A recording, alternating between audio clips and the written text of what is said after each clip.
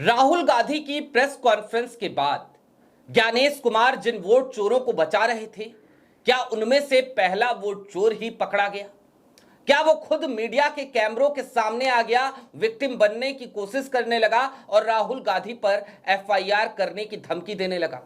और आज की तारीख में हम एक पड़ताल आपके सामने लेकर आ रहे हैं और हम उस व्यक्ति को चैलेंज करना चाहते हैं कि उसे राहुल गांधी पर अब मुकदमा जरूर दर्ज कराना चाहिए, क्योंकि बहुत हद तक संभव है कि यदि वो व्यक्ति राहुल गांधी पर मुकदमा दर्ज कराएगा तो फिर वो चोरी से एक बड़ा पर्दा उठ जाएगा।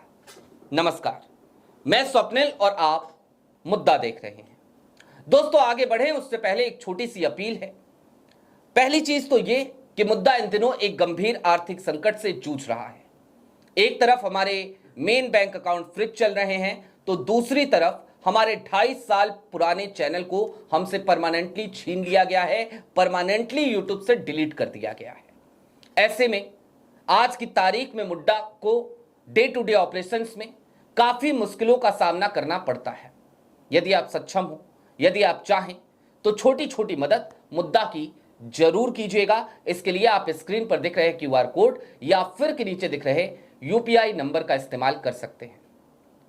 दोस्तों, कल देर शाम की बात है, मैं जाहिर सी बात है कार्यालय में था, न्यूज लॉन्चर में था, और उसी वक्त पर आज तक पर एक कार्यक्रम टेलीकास्ट होता है अंजना ओम कश्यप का, जिसमें एक व्यक्ति नुमाइंदार होता है, एक व्यक्ति अवतरित होता है जिसका नाम है अंजनी कुमार मिश्रा।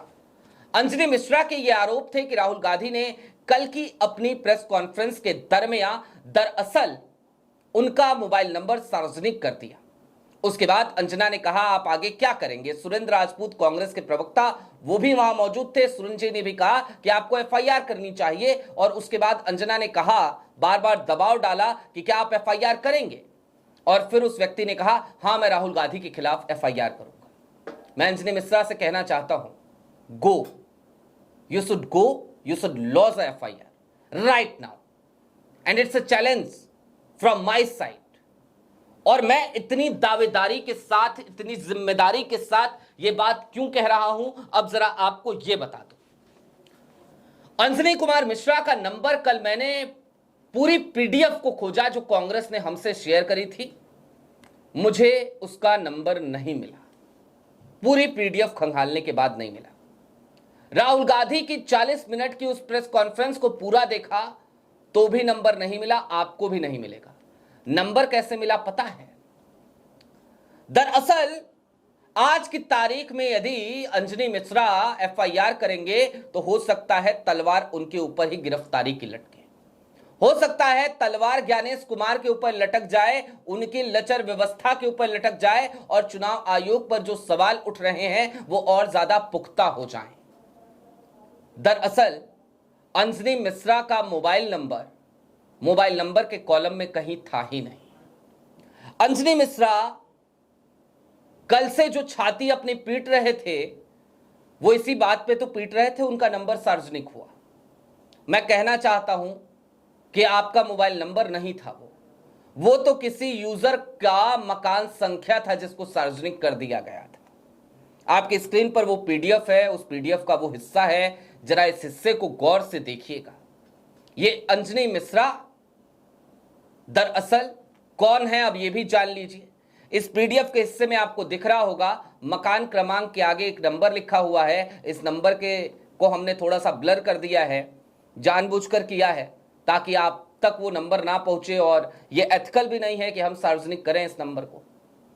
लेकिन अब आगे बढ़िए जरा इससे। दरअसल अंजनी मिश्रा हैं कौन, अब यह जानना आपके लिए बहुत ज्यादा जरूरी है, और उसके लिए बहुत कुछ करने की जरूरत नहीं है। इनके कुछ फेसबुक पोस्ट बारी बारी से आपके स्क्रीन पर, मोदी योगी बहुत उपयोगी, ट्रंप वाले मुद्दे पर, बिहार का प्रचार और ना जाने क्या क्या, ये सारी बातें अंजनी कुमार मिश्रा के सोशल मीडिया पोस्ट में आपको दिख जाएंगी। मोदी जी के परम भक्त, अनन्य भक्त हैं ये, विपक्ष की छवि खराब करने को आतुर रहते हैं। इनकी एक वीडियो भी अब चल रही है इनके फेसबुक पे, जो वीडियो इन्होंने शेयर करी थी, किसी और ने शेयर करी, फिर इन्होंने शेयर करी, इन्होंने रिपोस्ट किया उसे, वो देखिए।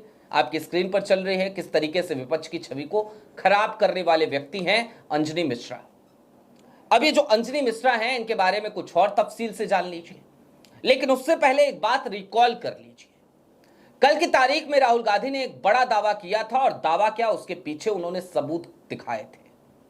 एक मिस्टर नागराज थे जो सुबह 4 बजे उठते हैं और 36 सेकंड के भीतर वो 2 फॉर्म फिल कर देते हैं, फॉर्म 7। जाहिर सी बात है, ये संभव नहीं है, किसी इंसान के लिए संभव नहीं है, किसी मानव के लिए ये संभव नहीं है। ये सॉफ्टवेयर के जरिए हो सकता है, मशीन ऑपरेटेड काम रहा होगा। अंजनी कुमार मिश्रा का काम क्या है, वो भी साइबर कैफे चलाते हैं, जनसेवा केंद्र चलाते हैं, प्रयागराज के रहने वाले हैं, उत्तर प्रदेश के मोदी जी के भक्त हैं, योगी जी के भक्त हैं, भारतीय जनता पार्टी के कार्यकर्ता हैं या पदाधिकारी हैं, इसकी हमें जानकारी नहीं है। लेकिन शक की सुई अंजनी मिश्रा के ऊपर घूम रही है।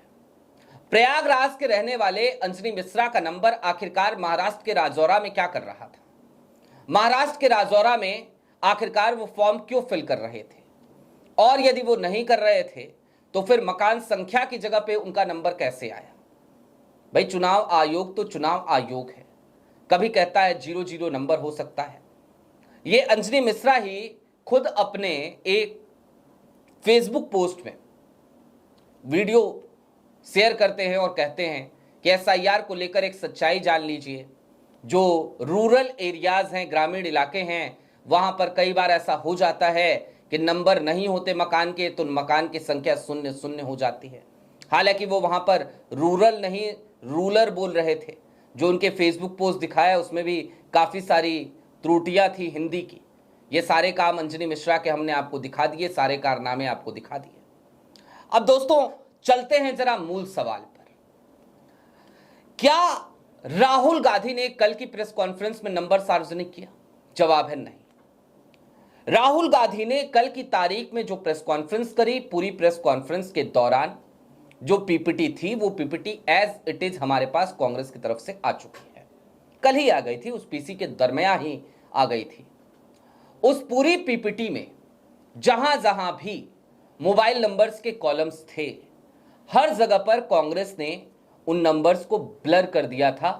और यही एथिकल जिम्मेदारी होती है कि हम किसी के कॉन्टैक्ट नंबर को सार्वजनिक नहीं कर सकते। राहुल ने वही किया, कांग्रेस ने वही किया, कांग्रेस के ईगल डिपार्टमेंट ने वही किया। बावजूद उसके, अब ये ईगल क्या है, इस पे भी आज जरा चर्चा करेंगे हम, शायद इसी वीडियो में करें, शायद इसके आगे करें किसी और वीडियो में, लेकिन इस ईगल के बारे में भी आपको जानना चाहिए, तो हम उसकी भी बात जरूर करेंगे। दोस्तों, ये जो अंजनी मिश्रा जी का नंबर आया, ये मकान संख्या की जगह पे दर्ज था। अब राहुल गांधी को तो चुनाव आयोग ने जो प्रेस कॉन्फ्रेंस करी थी, जिसमें उन्होंने कहा था मकान संख्या में तो हो जाता है, और ये नंबर भी बड़ा प्रीमियम टाइप का था, तो राहुल को लगा होगा या कांग्रेस को लगा होगा या ईगल को लगा होगा कि भाई 00 हो सकता है, तो 9161 91 ब्ला ब्ला ब्ला क्यों नहीं हो सकता? तो उन्होंने इसमें कोई छेड़खानी नहीं करी, इसको ब्लर नहीं किया। क्या ये गलती कांग्रेस की है या फिर कि चुनाव आयोग की? जाहिर सी बात है चुनाव आयोग की। दूसरी बात, अंजनी मिश्रा खुद सामने आ गए या फिर कि नोएडा में जो मीडिया की मंडी सस्ती है, उसने उन्हें खोज निकाला और वो आ गए, और उन्होंने कल से बिल्कुल छाती पीट रखी है, हंगामा मचा रखा है, और अपने फेसबुक पर, अपने ट्विटर पर खुद को लोकप्रिय करने के लिए अपने इंस्टा पर लगातार तमाम मीडिया कवरेज को, जहां जहां उनके इंटरव्यूज हो रहे हैं, उसको खुद सार्वजनिक भी कर रहे हैं, खुद पब्लिक भी कर रहे हैं, खुद बता रहे हैं छाती पीट पीट के मैं ही विक्टिम हूं। मैं आज पूछना चाहता हूं कि विक्टिम अंजनी मिश्रा हैं या फिर कि इस देश के वो मतदाता जिनका नाम अंजनी मिश्रा या इनके जैसे लोगों के मोबाइल नंबर का इस्तेमाल करके काट दिया जाता है, कटवा दिया जाता है, या फिर कि वो मतदाता जिनके क्षेत्रों में, जिनके विधानसभा या लोकसभा क्षेत्रों में इन जैसे लोगों के जरिए फर्जी मतदाताओं को ऐड कराने के लिए अप्लाई किया जाता है। आखिरकार कौन वाकई में विक्टिम है?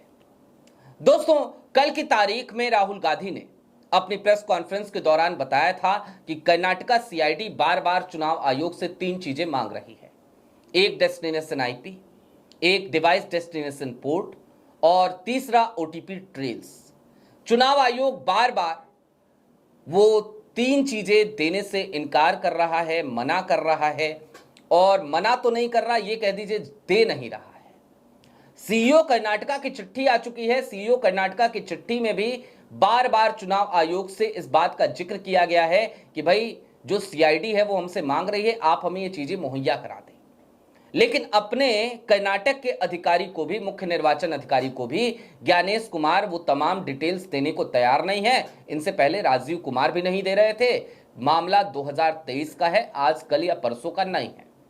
2023 से लेकर आज तक 2025 हो गई। आखिरी चिट्ठी जो हमारे सामने है वो चिट्ठी भी मार्च 2023 की है, और उस चिट्ठी में सीईओ कर्नाटका ने दरअसल सीईसी से, चुनाव आयोग के मुख्य सेक्रेटरी से इस बात की डिमांड करी थी कि पुलिस हमसे मांग रही है, जरा ये 3 चीजें आप हमें मुहैया कराएं। यानी कि 2023 से 2025 बीत गया, अब तक सीआईडी कर्नाटका के सामने सबूत रखने से घबरा रहा है। ज्ञानेश कुमार का आयोग आज का, या फिर कि राजीव कुमार का आयोग कल वाला, घबरा दोनों रहे थे।